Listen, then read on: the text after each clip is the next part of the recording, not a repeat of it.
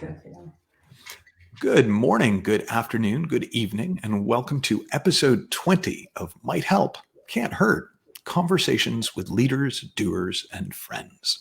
And I got all three with me today. I've got a leader and a doer and a friend, Barb Patterson. And how you doing?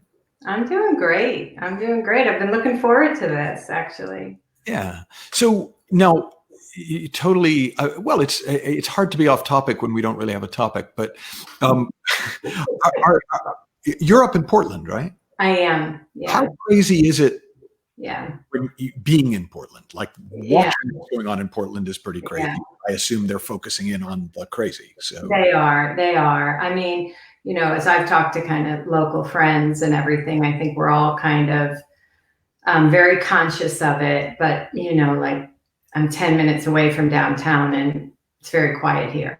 So I don't think the most of us aren't in the living experience of it. But what I will say is what's been interesting is, keeping kind of the political stuff out of it.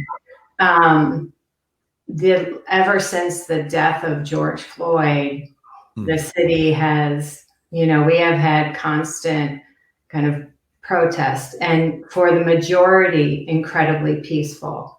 But of course, what gets on the news, and rightly so, over the last couple of weeks. But, Michael, I know this is so corny, but I think put aside, what needs to be done to start to de-escalate. I have just been so inspired by what the Uprising is calling out in people. Yeah. And the, first of all, within myself, right? But also, the wall of moms. Yeah, I said. I don't know what it was about that just hit me so amazing, and it reminded me of the Fred Rogers quote, right? Look for the helpers.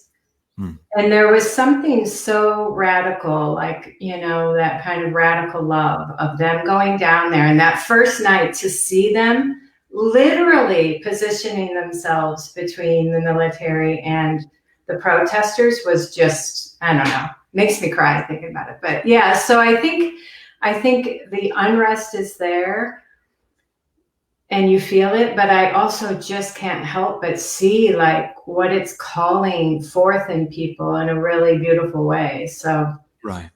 Yeah. So what have you noticed? So let's move to your, let's move from friend to leader.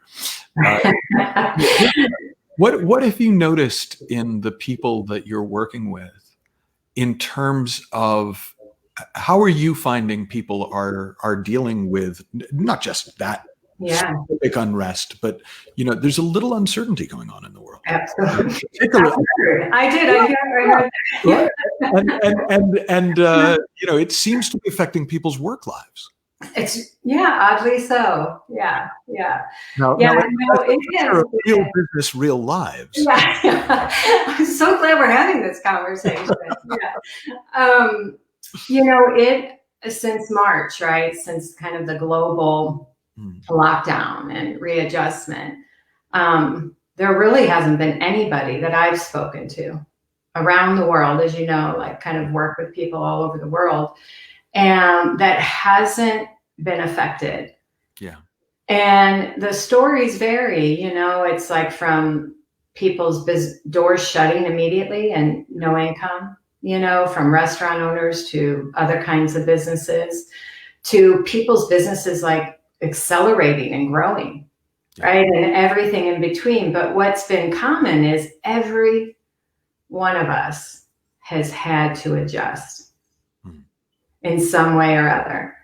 Every one of us has had to kind of reimagine what work looks like, what our work looks like, what our day looks like, what productivity looks like, and what I'm finding, and I bet you are too, is over and over again, I'm hearing this kind of theme of it's blowing up in a really helpful way, all the assumptions and ideas people had about how business had to get done.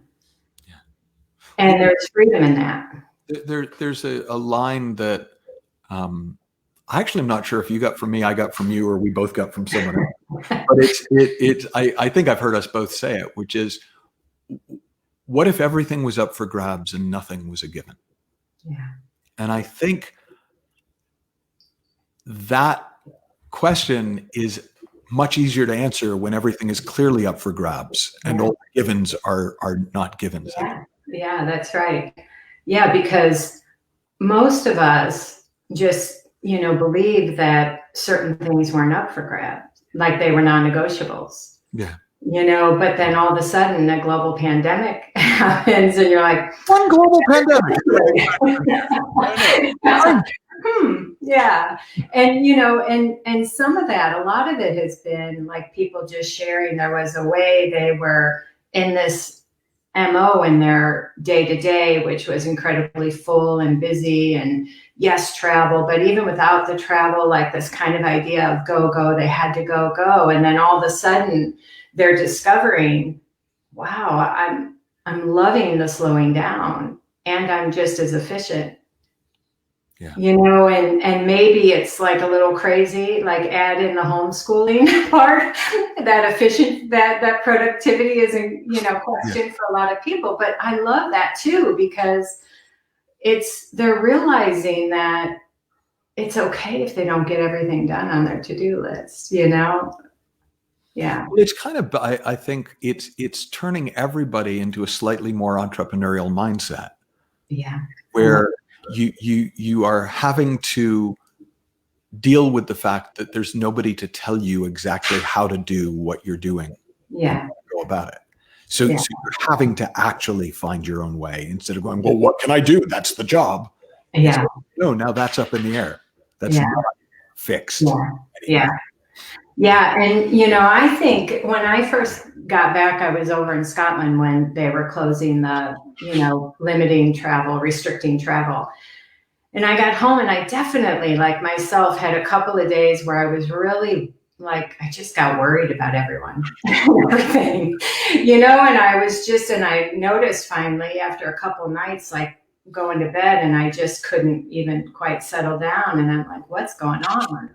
And then to your point, Michael, I realized, I'm like, oh, it's not on you to do all that. Yeah. What can you do? What's on your plate? What's in front of you? And in that, I knew that, and I got really like specific, came through, was like, oh, if I can help people remember, they have it within them. They have everything they need right now within them. They have the creative potential of their mind to help them adjust and figure it out. They have resilience regardless of circumstance. They have well-being regardless of circumstance. In a way, it was like everything I've done got narrowed down to those three things. Yeah. Yeah. And I think that it's a helpful simplification. Yeah. For us. Like it's not so much even in how we communicate about it. Right. It's just seeing, like, my version of that was earlier this year, where somebody was really pushing me on, well, yeah, but what's your work really about? What's it really about? And, and I'm not sure if because I'd like to know. I'm not sure if they were just being annoying or they really wanted to know. But what I finally got to was, at its simplest level, everything I do is trying to help people have nicer lives. That's all. And it just, and it just so happens that it seems to me that a lot of what makes our lives nicer is understanding what's really going on inside us. Yeah, I love that. And then the other bit is, understanding how to make use of everything that is going on inside. In the world. And that was one of the things. I reread your website yesterday because I haven't been there. I will confess, I don't go to your website often, Barb. Yeah, that's odd. I don't know why. but I did, and one of the things I kind of loved is that you talk everywhere is hidden variable, the hidden variable. Can we reveal the variable? Yeah, I know. And that website, that's about, I don't know, 5 years old now, so things always kind of evolve in us. But, Michael, it was hidden to me. Yeah. It was totally hidden.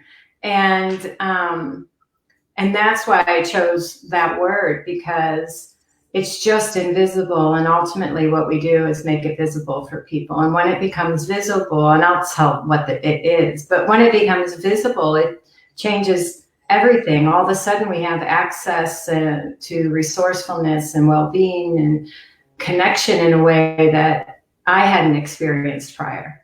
Yeah. And I was a pretty healthy, high functioning, optimistic person, right? Not I have lots of flaws, just to be clear, but I'm shocking. But to me, that variable is that there's a role that our inner quality, our inner climate is having moment to moment, with everything we're up to. Everything, nothing is exempt from that. So that internal climate, like state of mind, quality of mind, whatever you want to call it, is affecting how I see the world, how I see myself. It's affecting how I see possibility and potential. It's affecting my experiences of connection, and it affects listening and communication. Again, there's nothing that it doesn't affect. And prior to, meeting you, and you being the one that introduced me to this, and, I always say you completely, and it's true, this is not an exaggeration, but you sharing this understanding with me changed the trajectory of my life and my work. And, this is how, once I began to it became visible, I started to see, this is the missing piece. And here's what I mean by that is I had spent my whole career in, training, development, leadership development, talent management, performance management, all of that. And that was a lot of skills and competencies and role models and methods. And, to get where you wanted to go or to bring your best self to it, you had your personality to deal with, you had your past to deal with, you had your subconscious, which is, hard to deal with, you had your knowledge, it was very complex. And so I was up for the challenge, though. I was totally into it. I loved it and all of that. But I was always baffled by why I couldn't change in the areas where it really mattered to me, and why my clients or leaders I worked with, struggled, and they would have a sincere desire to want to be different, and it wouldn't work. They'd learn communication skills, right? And then they go into a meeting and blow it. And when prior to this, I would have thought it's their personality. They don't really care, right? I would have tried to figure it out. But when I saw the state of mind, the variable that's at play, I realized, it trumps everything. If you walk into a conversation and you are sped up, distracted, irritated, somewhere else, that is what sets the tone. That's what people experience. That's what they feel. All our common sense goes out the window. All that kind of idea of what we'd like to do goes out the window, because our state of mind is having an effect. It's having a huge effect. Yeah. And so that's why, people say all the time, I know better. I don't know why I did that. I know why. So, and in a way, it rather than assigning our inability to do that to a personality flaw or a character flaw, you start to see the innocence of it and the misunderstanding in it. And so when people start to get visible to this inner game, this variable inside themselves, they get really smart. They know where to go. Go ahead. Sorry. Well, just no, it's this is the bit where I would say this is the bit that it took me the longest time to see anything helpful about, was once I saw how much of a determinate state of mind was on everything, Yeah. from the way you see the world to how you respond to the world, Yeah. it seemed obvious to me that, well, okay, so how do I control my state of mind? Yeah. Right. And seeing that we don't really control our state of mind, Yeah. oddly, leaves us in better states of mind more of the time. Yeah. Totally. And that, I don't know if you've got a take on that, or you've got maybe an example of that. But like for me, that was the more radical piece. Yeah. I saw the hidden variable. I just thought I was supposed to be in control of it. Yeah. Yeah. Like I had seen, it's probably not a good idea to be negative thinking. And you know what I mean? Like I had kind of seen that. So I was trying Hating the world doesn't work out great. Yeah, right. But like you, I thought I had to manage it and I was really bad at it. Yeah. So, I think you're right on. And in the sense that for me, the radical, like seeing state of mind and seeing that it's affecting everything was profound. And it started to help me have more inner space, like more kind of, right? But you're right. It was really seeing that there is also something else at play. And for me, it's the only thing that helped me realize I didn't have to control it. I might have been a more difficult student than you around this one. But you might not have had as good a teacher. Yeah, I don't know. But was really getting more curious about the nature of that creative potential within. The nature of, and this is what I want to say to people, like, I'm using words to describe it, but find your own, that internal essence, that what we call that well-being or well of being, that part of us that's been helping us get in over our heads when we get in over our heads our whole life, that part of us that's resilient and helps us rise to the occasion. I just hadn't had an appreciation for that and what that was. And I had to get more curious about it. And I started to see that it's creative by nature. So it's giving me the thought, right? To your point, I'm not manufacturing it, it's supplying it. And so then that's when I started to see, oh yeah, there's a relationship to a freer, more present mind and my own creativity, my own resilience, my own perspective. Well, I'm remembering I had a client, and this was a big learning for me. This was back almost 10 years ago. And they said, look, I really like what you're doing. I really like this mind consciousness and thought thing, but I don't like the mind bit. Yeah. Yeah. So this was a very hard-edged lawyer, very successful, and, and said, so I want to work with you, but you got to promise me you're not going to go all God on me. I know, God for me is one of a bunch of words for this energy that we're all a part of. So I thought, fine, yeah, cool. Well, what I didn't see is that if you can't will yourself into living from better states of mind, and you negate the idea that there is any kind of an intelligence in us that is taking us in that direction, that is holding us, that is supporting us, you're kind of screwed. Yeah. Yeah. And it was really kind of cool to see, oh yeah, if the system was set up so we lived in the feeling of our thinking, but there's nothing you can do about your thinking, so good luck. Yeah. See you next life.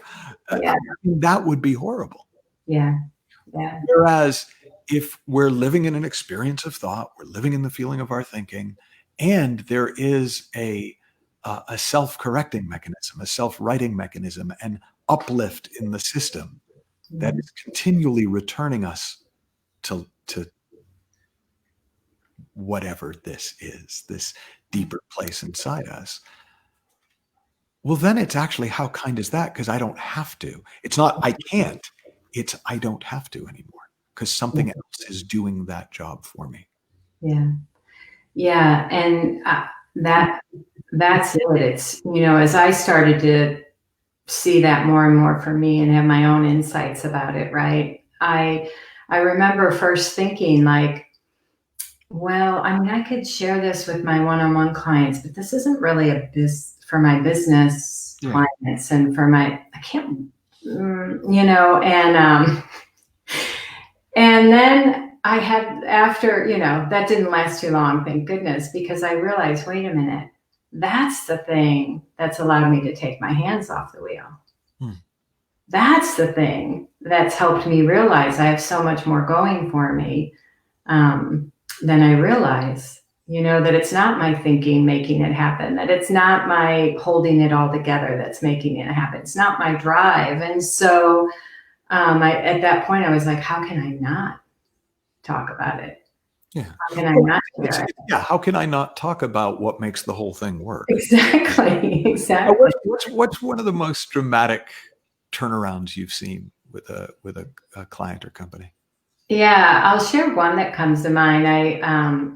I worked with this inventor, and he had invented a few things and sold them and really successful, and he was on a new project. And he reached out to me because he started having panic attacks and was stressed all the time. And he said, it's taking me, I can't be present to my kids and my wife. It's just affecting everything, like he had pulling off the side of the road, all this kind of stuff. And so we began working together, and right away, he kind of got that his busy mind, the busier his mind got, the more sped up and panic and worry. Like he saw that, right? So he would try and slow his mind down.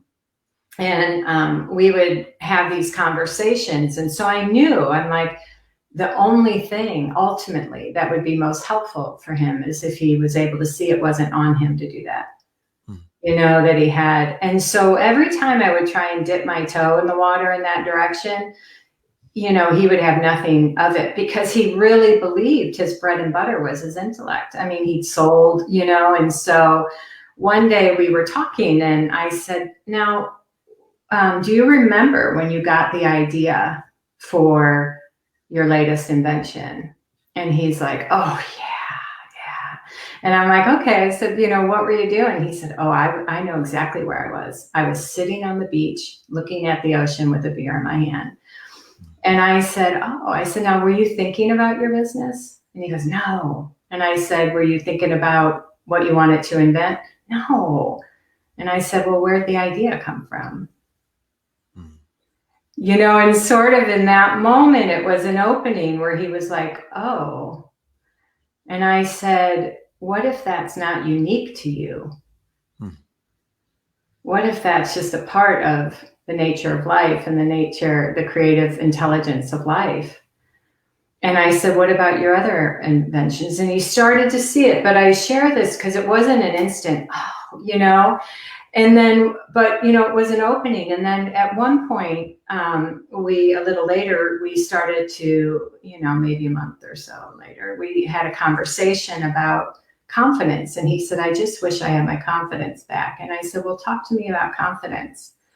And he started to describe confidence as he just walks in the room and he knows where to go. He described confidence as he knew which decisions to make. He felt comfortable in his skin. And so again, as he described that, to me, that's qualities of what we're talking about, right? Of when we fall into that deeper place in us, when we're not even on our minds, right? And we're just kind of, moving through. And so I talked to him. I said, that's what, how we would talk about this. And he really heard it. That did something for him. I mean, and so he said, what would you call it?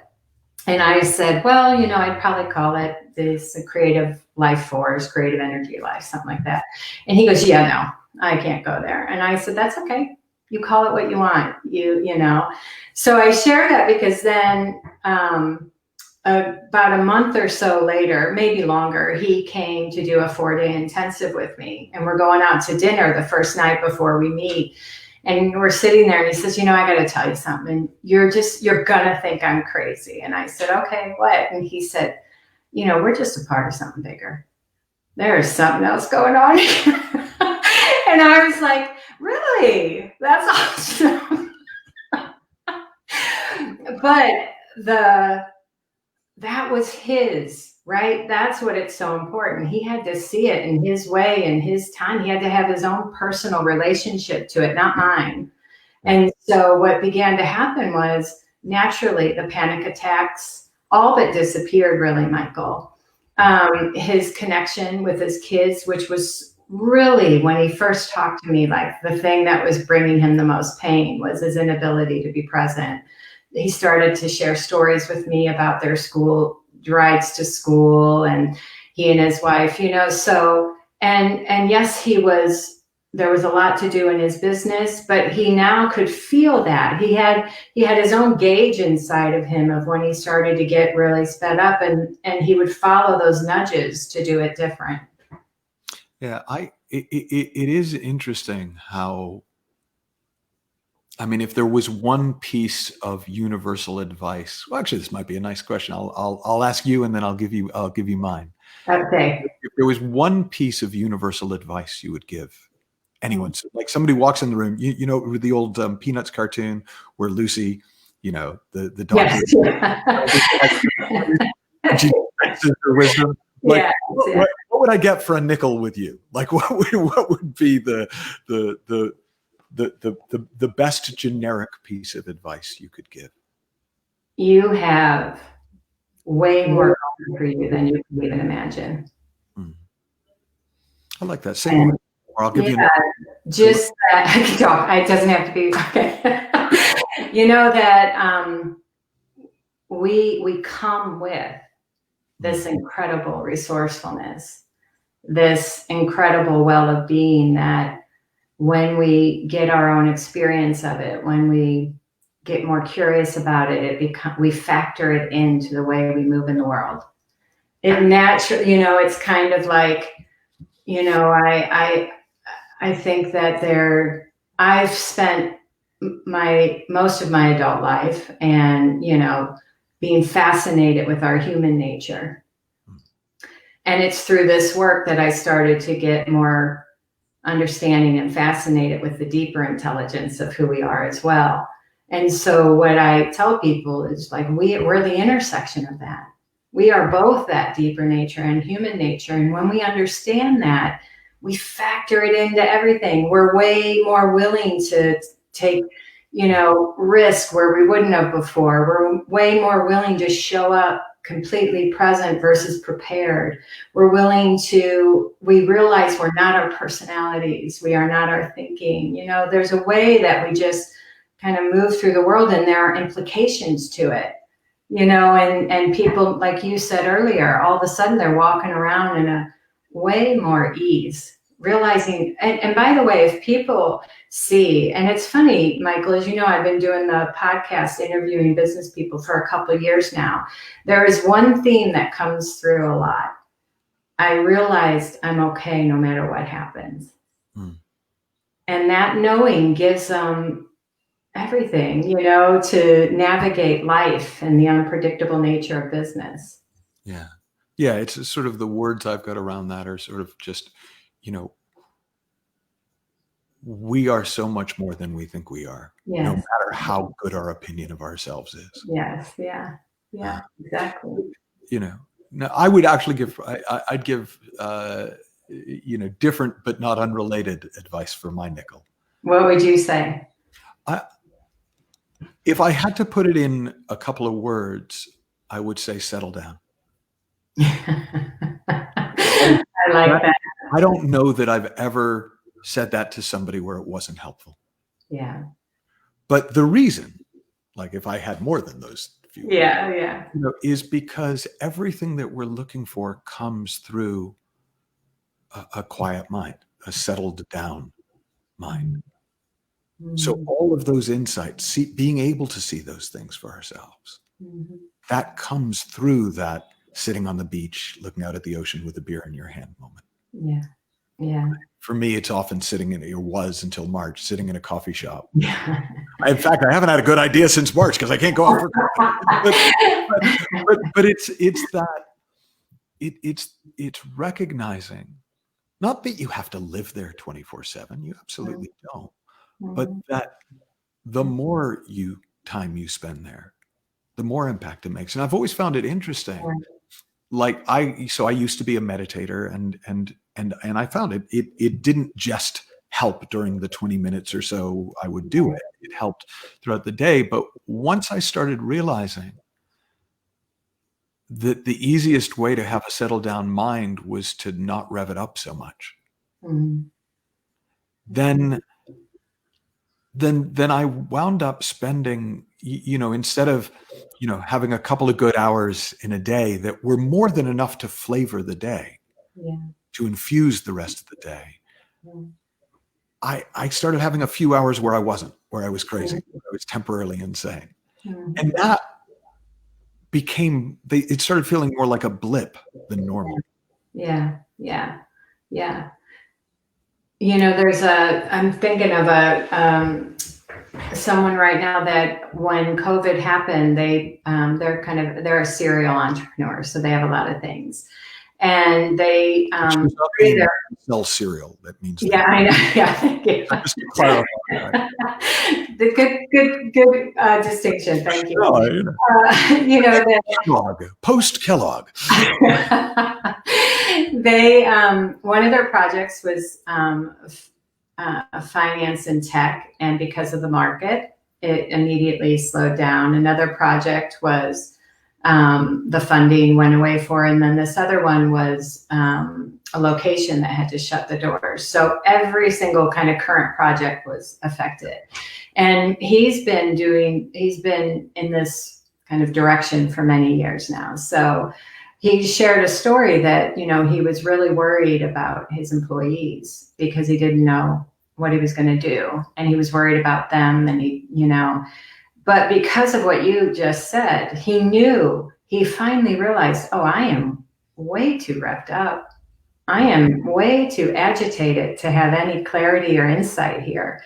So that knowing gave him everything he needed. So he went and did things like, I don't know, what he could do in his apartment, right? Because lockdown was happening, but he did things that took his mind completely off because he knew his mind would naturally settle. Yeah. And then sure enough, like the next morning, he had a bunch of creative solutions to what to do. Yeah. And that just seems to be how it works, right? Yeah. Yeah. I mean, in its simplest form, I do the New York Times crossword puzzle every day. I just started doing that with lockdown because I found it. Yeah. And what I find is I'll get to a certain point, like I'll do all the ones I know and all the ones I can figure out, and then I put it away. And when I come back to it, just the next time I happen to have some free time, there's a whole bunch of new ones that are obvious to me. And it just seems to be that. I know. That's what we've got. And if we know that, it doesn't make sense to keep working it because that's not how it works. Yeah, that's right. All right. Last question. Okay. So you're queen of the world. Thank you. I am. Okay. I accept. Right. So by decree, you get to make the world a better place. What do you decree? Well, there's two things that have been really kind of resonant for me over the last few months. And waking people up to the truth of who they are, like the deeper truth, not their personality, but what we've been saying, that you have this deeper nature and this human nature. And in that, this kind of waking people up to radical love, in all directions, self, the world, humanity, the planet, just that would be I'd do that. Yeah. Nice. Barb Patterson, it has been a pleasure and a delight. Likewise, Michael, as always. Thank you. Bye. Bye-bye.